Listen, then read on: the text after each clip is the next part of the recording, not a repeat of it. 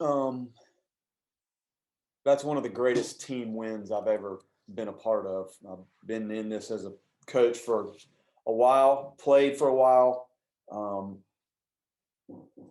I can't remember anything like that. And the number of guys, I think we had 22 players involved in this game, and 8 pitchers, some of which made their first ever appearance, some of them first appearance this year. Some of our position guys got in there for the first time, and you're juggling everything you know how to juggle to have a chance at the end. And I can't say enough about how the guys responded. You're down 7-0, probably as bad a 3 innings as we've played this year. But like I've told you guys numerous times, this is the toughest team I've been around, and they find ways to kind of hang in there and grind through it. And some of the big swings late and the big at bats made up for some of the slop early.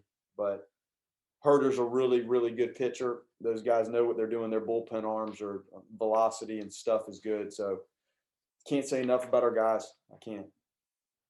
All right, we're gonna go Mark Skoll. You're up first. Hey, Coach. What's your message to your team down 7-0? What's going through your head? Is there any point in time where, like, all right, like, let's just get to tomorrow, or is it like, hey, let's make a comeback? What's just going through your mind down 7-0?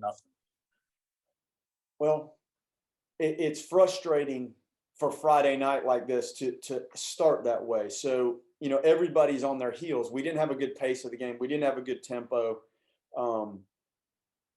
My message to the team is we're going to use every resource we have on the team to hang in there and try to match the bullpen pieces up, and give guys some short stints to try to maybe conserve. And obviously, if you get to the right people that we like Joe at the end, you're going to let him roll a little bit more. But I guess my message was more like I'm going to continue to push the buttons all that I know how to push to give us a chance. And we're going to keep coaching and keep pressing along and keep moving the pieces around best we can. And I just need them to keep playing. And we talked about it, guys. You got to just hang in there. If you can get it to 7-2, okay, then can we get it to 7-4? Then when it's 7-4, they start feeling it a little bit, and you get it to 7-6. And then we started delivering some big blows there in the second half of the game. But I mean, I didn't have a rallying point other than I'm going to use every one of these players that's available to play in this game to give us a chance and let their skills showcase themselves in the setting that best suits them at the time. That's what we did. And this game really, I mean, you were mentioning regional play. It really kind of had a postseason kind of element to it with this never give up mentality. We're going to fight. We're going to make it happen. How reassuring is it for you as a coach to see the tenacity of your team that they're not giving up until this game is over and all outs have been punched? Probably the biggest character trait that you could ask for, intangible wise.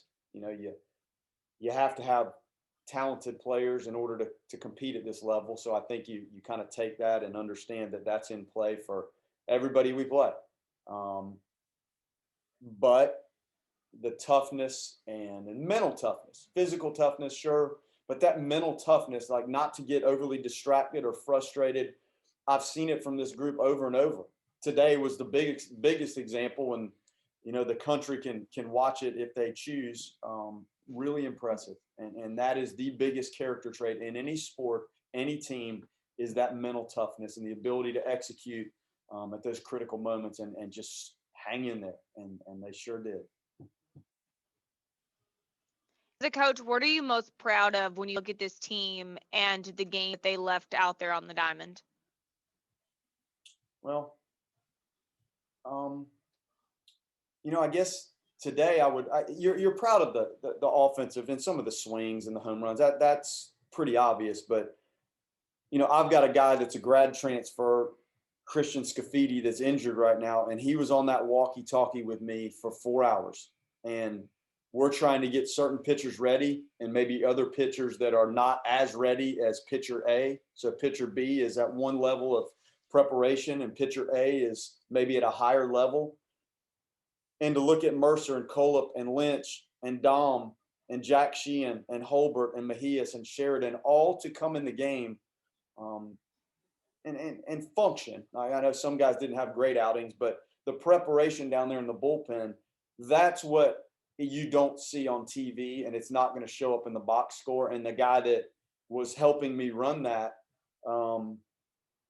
he came here to pitch and he's injured, so he's not backing down from helping our team. And that's what I'll remember is I guess those guys in the bullpen for 4 hours trying to kind of stay sharp but not overcook, and Scafidi down there helping navigate it. Really a unique night.